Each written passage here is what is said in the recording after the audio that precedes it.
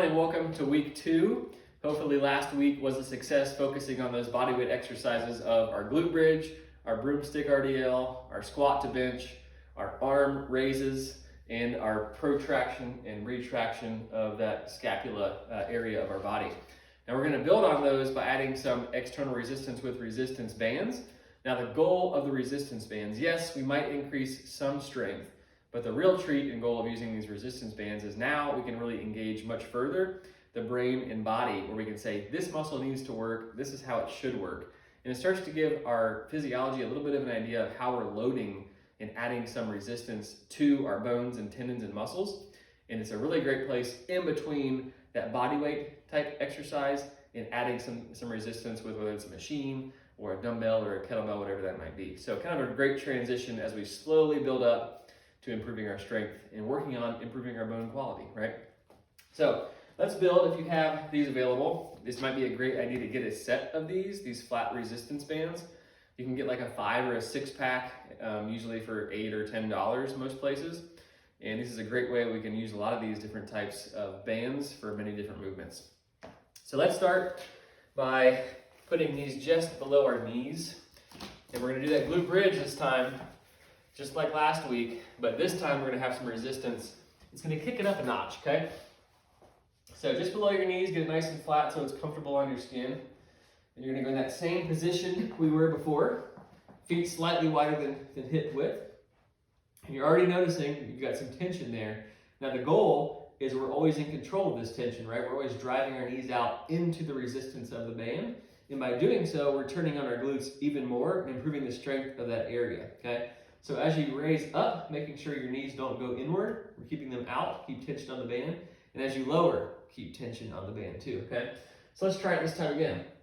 If you recall, we're gonna exhale on the top, drive our knees out, our abs are engaged as we're exhaling, inhale as you lower, okay?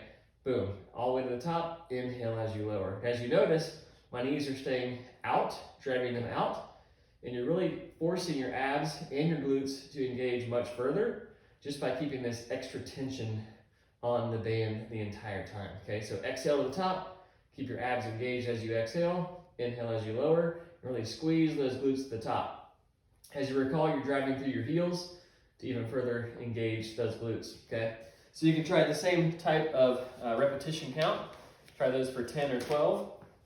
And you may need to experiment a little bit at the start to figure out how much tension you'd like to use on your band, okay? All right, the next one we can try is we did that Broomstick Rdl. Now if you have a thinner band or a longer loop band available to you and someplace to anchor it to, this is a great way to add to that movement where we're still hinging through the hips, keeping those vertical shins, our shoulders are staying back. But if you have that anchor point behind you, you can grab your band kind of just in between your thighs there, and we're gonna add some resistance to this, and that as we lower, it's gonna wanna pull us down quickly. We control the band as we go back into that hinge position, and as we come back up and push, we add resistance as we're engaging our glutes and our core, okay? So I like to inhale as I lower, sit back into my hips, just like I did with that Broomstick Rdl from last week. And I'm in this nice solid position. I'm gonna exhale as I squeeze my glutes and come up nice and strong. Exact same movement as that Broomstick Rdl. So just kind of imagine that broomstick is still in contact with your head, your upper back, and your tailbone. And your body weight is kind of dispersed on the midfoot and heel. Not much body, you're still gripping with your toes into the ground, but your body weight is not on your toes, okay? So exhale to the top, inhale as you lower, abs are engaged, shoulders are back, squeeze your glutes, exhale to the top, really increase the engagement of your abs and your glutes. So just like before, let's try 10 or 12 repetitions of that and do this after your glute bridge. You should get a pretty good sense of those glutes on fire or heating up a little bit to make sure you're working them. All right, the next one is we're gonna do our squat just like before. But this time let's add some resistance in that of the band again, okay? And let's put it just like we had it in our glute bridge, just below our knees. Now, I still recommend kind of squatting to a bench, and just to kind of get a sense of how far we need to squat, having a place to kind of target as you squat. And at the same time, we can progress to different or regular forms of squatting without having a bench or a chair behind you. But for now, let's just use the bench just to make sure we're doing it correctly. So same position, feet just slightly wider than hips, slightly turn those toes out. You're gonna drive your knees out into the resistance of the band, right? Find that target of your seat. Keep your knees out as you stand. Drive those knees out again. And as you feel yourself driving your knees out, your glutes are having to work that much harder, okay? Just by driving your knees out, it's called externally rotating the hip and abducting, just taking the hip further away from the midline. That's what your glute likes to do. That's its main job, okay? So, boom, there you go. Inhale as you lower, exhale to the top. Chest stays facing forward, shoulders stay back and engaged. Abs are always nice and tight. You're driving through midfoot and heel, right?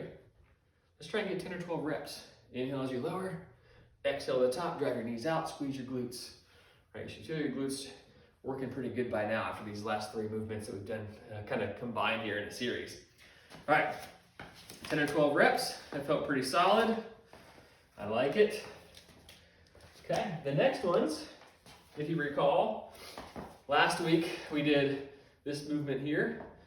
And we can try this seated, but if we want to start adding in some things like balance, like stability around our spine, we can even try this exercise from what's called a half kneeling position.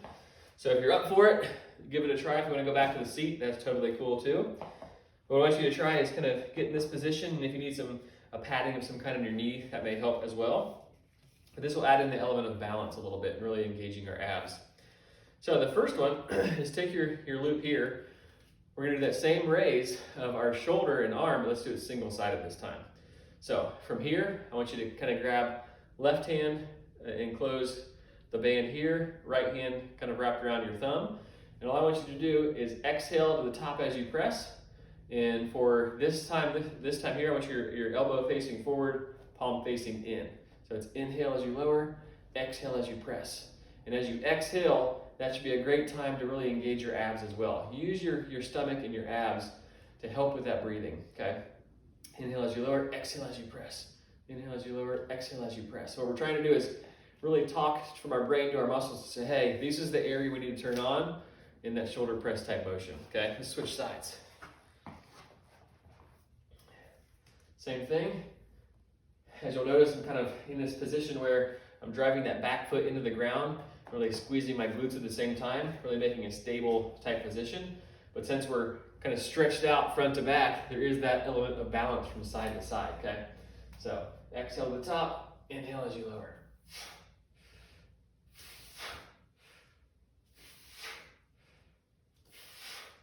Very good, okay?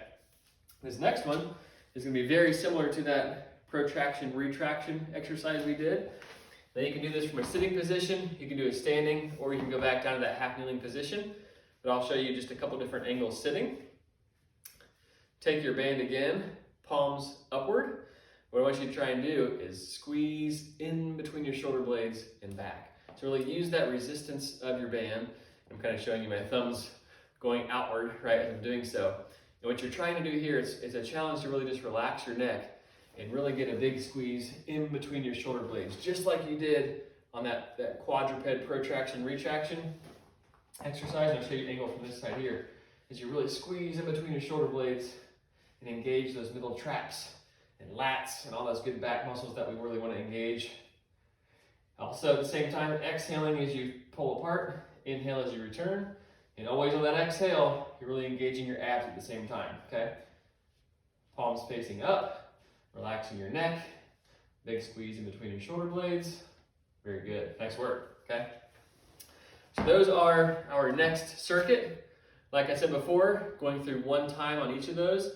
If it feels pretty good and you want to challenge yourself even further, go through a second or third time, taking rest breaks when you need it, okay? Focus on technique, don't worry about speed. Think about keeping resistance on the band and controlling it back when it needs to be controlled back, okay? Good luck this week. Next week, we'll add in some external resistance on these movements with either a dumbbell or a kettlebell. And then the last week, again, we'll focus on some things that are dealt with balance, stability, muscle activation, all those good things outside of the traditional sense of resistance training, but will be very useful. Good luck, guys.